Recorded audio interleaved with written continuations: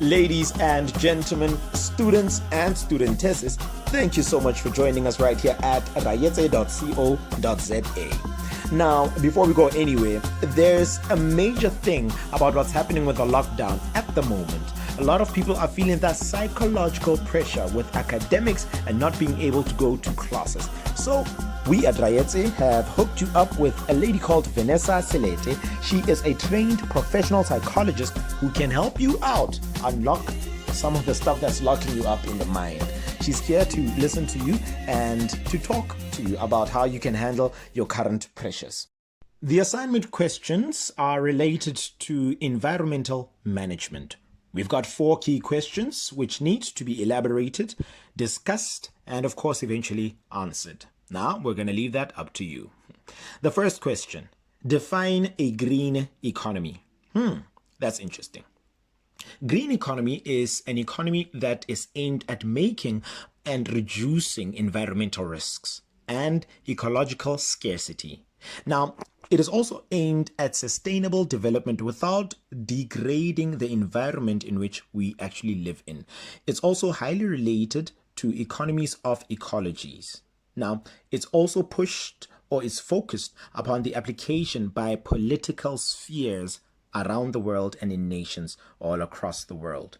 For example, how global nation states are now paying attention to the economy and how it actually affects us as well as a people. You know, we can't go on just working and working, using resources, natural resources, which might be deplenished at some point, yet we're still fishing, we're still hunting, we're not thinking about, I don't know, a few years from now, what's going to happen then. Now, this is the implementation of things such as green buildings, sustainable transport, infrastructure, clean energy, or even water management. Sustainable transport, for instance, a lot of the metros, they've got your rapid transit buses. These are your Arieng, Rea Vaya. What they're trying to do is actually reduce the carbon footprint of human beings by having one bus system that takes people to work and from work.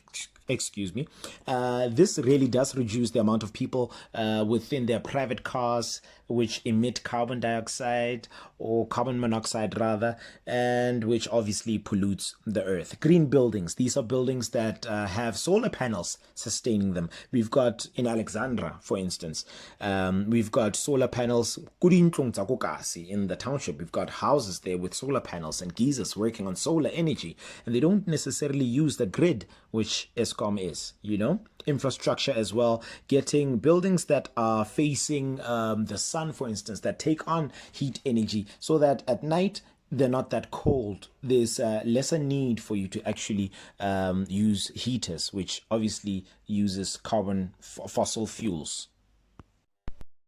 The second question, green economy versus green growth. That's at least how I think they're trying to sort of ask me the question. Always try to gain what the question actually means fundamentally.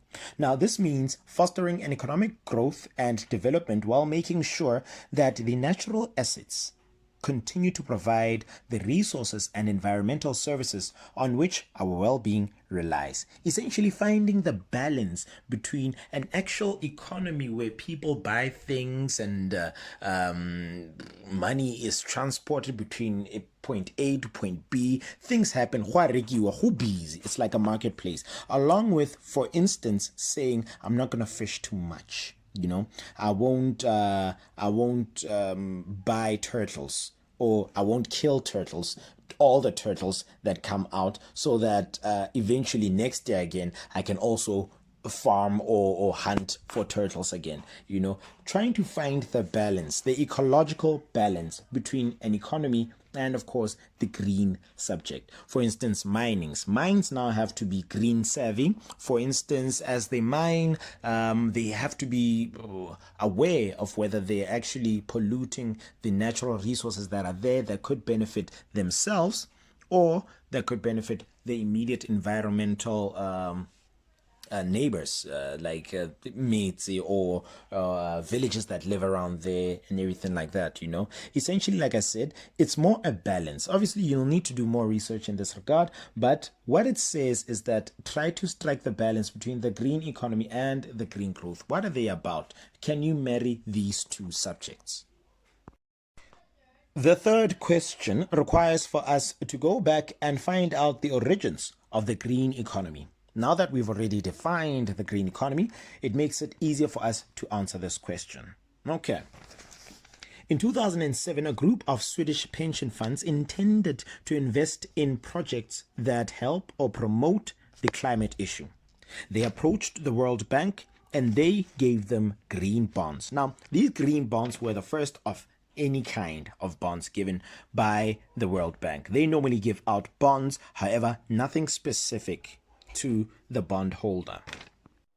Please see the diagram, and that actually shows a few examples of what the whole green economy origins are all about, basically. Now, in June 2018, renewable energy, energy efficiency, and clean transportation projects represented the largest sectors in green bond eligible project portfolios, about 69% of all green bond commitments.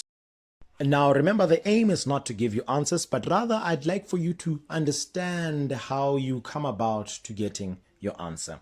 One of the ways to answer question 3 would be to, 1, initially define what these origins are of this green economy. Secondly, I'd like for you to elaborate in maybe 2-3 sentences of your understanding of the origins of the green economy. And then from then, it's up to you to perhaps give your own personal opinion.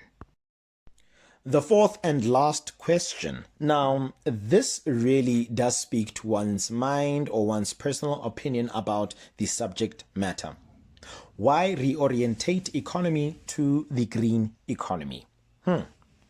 Think about it. In the past 3 questions and in the assignment questions, we've dealt a lot with how we as human beings using the ecology and using the green economy can actually become a sort of deterrent to our lives as well. It can make our lives very difficult if and only if we do not look back and look into sustainable, more green economies. That is, for instance, the rainforest. Human beings have been largely profit driven without looking at the consequences of our actions regarding our ecology, our green issues, our animals, our ecosystem. The Amazon is known to be the kidneys of the planet or the world. What do kidneys do? They basically clean out one's system, clean out one's water supply.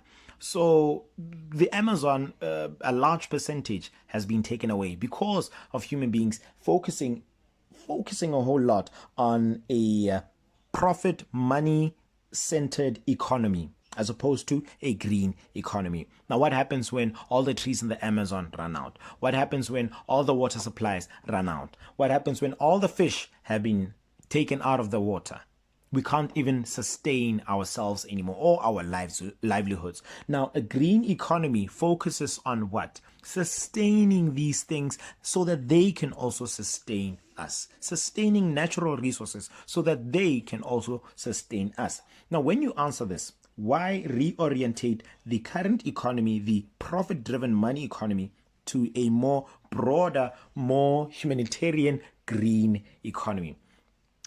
Be conscious of where you live. Be conscious of the environment around you. Does the tuck shop owner who actually is playing part in the township economy, do they take care of the environment around them? Do they litter? Do they take care of the water usage that they must use for their clients when maybe washing their hands or washing a fruit or whatever? Do they reuse that water for something else that's obviously, that can be reused? What do they do? Are they more economy orientated, that is profit economy orientated, or are they green economy orientated? Now, this question really challenges you as the student to say, in my own space, let's say, for instance, I've got a business or I know someone with a business. How are they centered in terms of their economy? Are they profit driven, or are they green economy driven? It's all up to you, ladies and gents.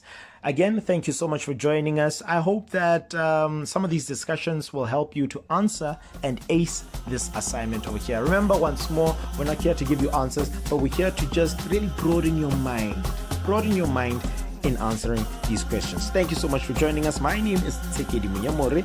You've been an awesome audience. Thank you. Bye.